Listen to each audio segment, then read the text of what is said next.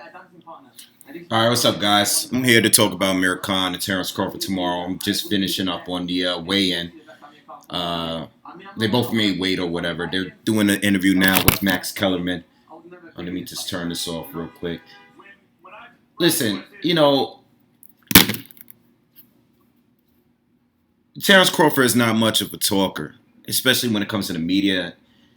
He's more of a face-to-face talker. If he's doing a face-to-face with a potential opponent or a future opponent or whatever, that's different. But when it comes to the media and them asking the generic questions like, what are you doing to prepare for this fight, this opponent, compare him to Lomachenko, all that stuff, which he was just on ESPN with Stephen A.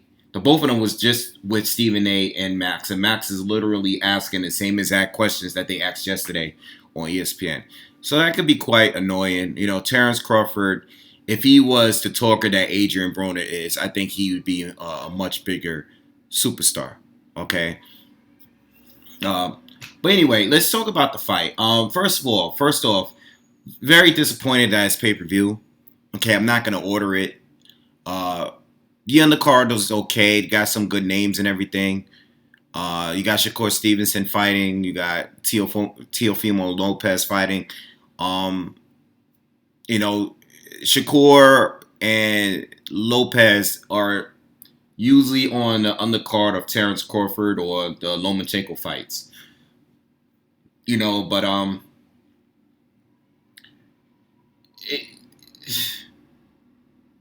I'm sorry. I'm just watching some more. It's showing some highlights of Breida Prescott. I guess they're comparing now Terence Crawford's win against Prescott to Amir Khan getting knocked out by him in his first fight. Yeah, I'm not gonna order the pay-per-view, man. It's just you guys know I've been consistent with this. I'm boycotting pay-per-view. It's nothing against Bud. Bud is one of my favorite fighters. It's just that Amir Khan is a great fighter to watch and everything, but I'm just not ordering pay-per-view, and I know why they're doing it. They need to compare and compete against Errol Spence and stuff like that, because Errol Spence just had his pay-per-view with Mikey Garcia, and they're not going to do well compared to Errol Spence and Mikey Garcia. It's different fan base. I know Khan does bring viewers and everything, but it's just not going to do as well. There's a lot more hype behind that fight, and even though this is a better matchup than that, without a doubt, it's a better matchup because it's more realistic. Khan is been fighting as a welterweight for quite some time now. He did pick up a couple of solid wins there. He did beat Devin Alexander there. He did beat Louis Collazo there when Collazo was coming off a knockout win against Victor Ortiz. So he did win those fights there, and he had a couple wins after the loss to Canelo and everything. So I get it what they're doing. They want to have some more, I guess, negotiation power, I guess. But they're not going to do well with the pay-per-view. I don't think they're going to do as well as Mikey and Errol Spence did. It was just a lot more suspense in that fight because even though Mikey was coming up in weight, it's just he was undefeated, and people wanted to see if he can actually pull off the win. If he was able to pull off that win, that would have been an amazing win for him to go up to 147 and get that win. But as far as Amir Khan, listen, the problem with Amir Khan is just I give him respect for wanting to fight in the best. We all wanted to see the Kell Brook fight because of the rivalry and everything, but he's been taking tougher challenges, like by fighting a Canelo and now fighting a Terence Crawford. People like myself, I've criticized Khan for not taking the Kell Brook fight, but when I really think about it, Kell Brook hasn't really rise to the occasion multiple times. He did fight against Sean Porter and won the title that way, but outside of that, he fought Errol Spence, lost that fight, and was kind of avoiding that fight, even though Errol was his mandatory. He didn't really want that fight. He was pursuing the fight with Khan. He was pursuing a fight with Manny Pacquiao. He went up to fight Triple G in a fight that was kind of unrealistic in my opinion, similar to like Mikey Garcia and what he did. Um, and since then, he's just been taking it kind of easy. Khan is taking on Bud, and Bud is a tougher fight. At 147, I know Kell Brook is a career 147 pounder, but Bud already took two respectable fights at 147, and he completely dominated the 140 division before moving up. So I have to give him credit for that. I have to give Khan credit for taking on this fight. But he's just too offensive heavy for me. When I watch Khan fight, and I think he improved a little bit with Virgil Hunter, but with that improvement, what I see is Khan just not sitting in the pocket for too long. We already know he has fast hands, he throws combinations, and he has good legs. But outside of that, you don't really see much defense there. You don't see much upper body movement. You don't see too much. You don't see him slipping punches too much. He can get countered pretty easily. And even, when I watch, it's all about timing with him. You hear him in interviews and he's talking about his hand speed. And I'm like, he has great hand speed, but everybody knows timing beats hand speed. Timing beats speeds all the time. This is why you got knocked out by Danny, And the thing with Khan, even as fast as he is, great volume and everything, but he does get tired. He doesn't fight at the same pace throughout the whole fight. He comes out blazing. He gets kind of cocky and he gets caught with a shot. And that's it. At some point, he's going to get caught. And you're fighting a guy that is probably the most talented fighter, arguably the most talented fighter you've ever faced. A guy that can adjust in so many different ways. He can fight righty or lefty. He could be a boxer. He can be a, outboxer. He can turn it into a dog fight. He's all of these fighters that you lost to mixed in one. He can fight like a Canelo. He can just stand outside and counter. He can fight like Lamont Peterson, another fighter that beat you. He can do what Danny Garcia and Prescott did by timing the left hook. He can do all of these things.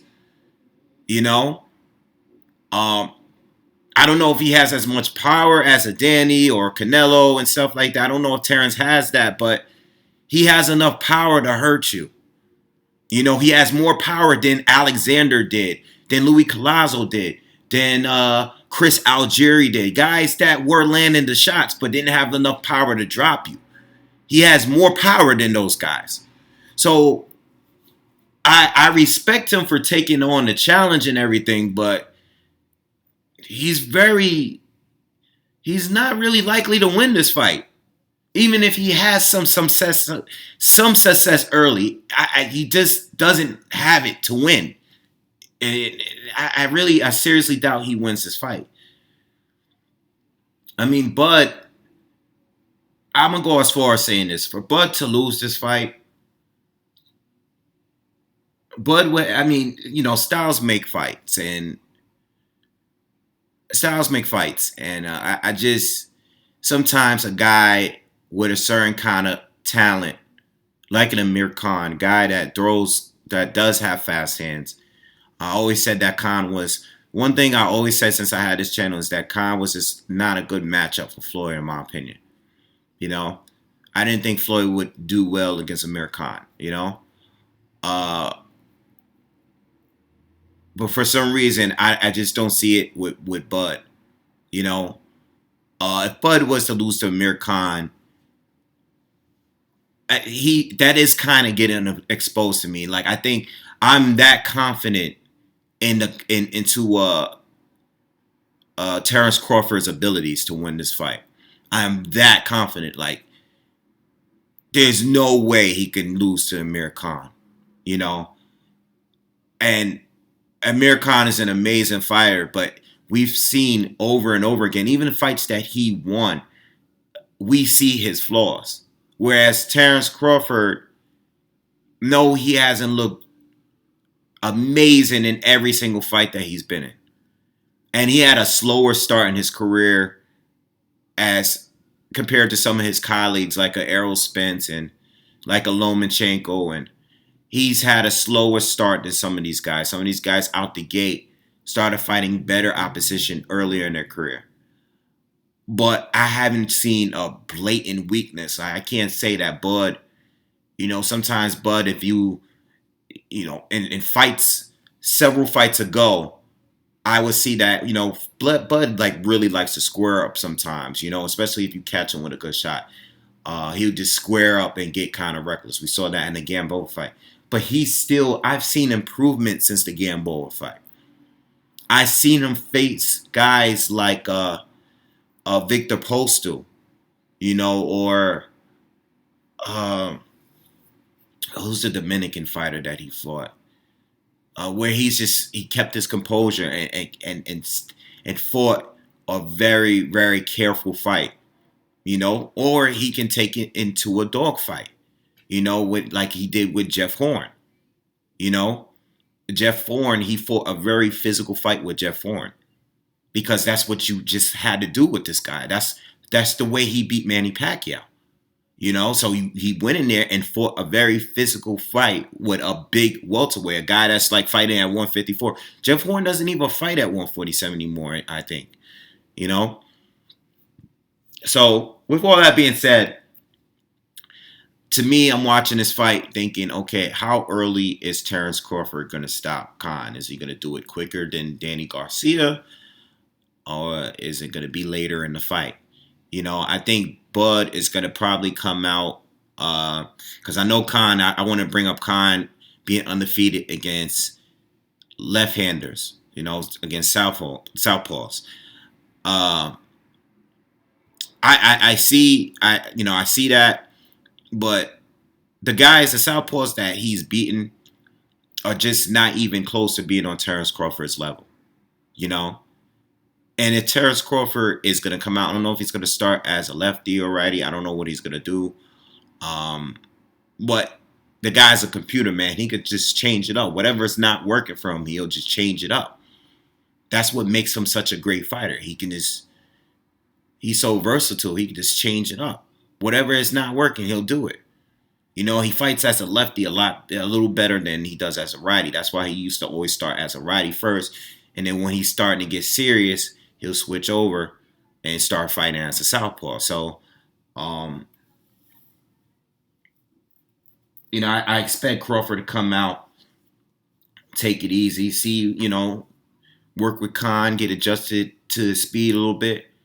But, I really wouldn't be surprised if even Bud even knocks him out or hurt him as early as the first round. I mean, it can really, really happen. It can really happen. Khan is a lot more careful nowadays because he's been working with Virgil. He's not sitting in the pocket as much. More of his recent fights, like the Canelo fight where he was doing well against Canelo, it wasn't until Canelo started really, really digging to Khan's body and Khan slowed down where Khan at some point just started to protect his body a little too much. It started to just think that he started trying to predict Canelo's movements and started to think that Canelo was going to the body, and that's how he got caught up top. I don't know if Crawford is going to take that approach, but there's so many ways to beat Khan. If you can try to just time the left hook, you can do that. Or if not, you want to go to his body and work his body. Because even Danny Garcia did the same thing. Danny Garcia was landing some left hooks and some shots before that knockout, before he hurt him. But Danny Garcia was going to his body as well, and I think people need to look at that. There's multiple ways that you can beat Amir Khan. Terence Crawford can do it. He's the most balanced boxer in the game, in my opinion. So, I see Crawford stopping him. I don't know how early. In my opinion, I think he stops him within 5. Okay, or I say within 6. I don't think it's gonna go past round 5. I think Crawford is going to stop him um, before Canelo did. Maybe not as early as Danny, because Danny has like one of the best left hooks, and the way he wings it's hard to see it coming, But I see Crawford stopping him before halfway to the before the halfway point, at least. All right, so let me know what you guys think. Make sure you guys hit subscribe. Peace.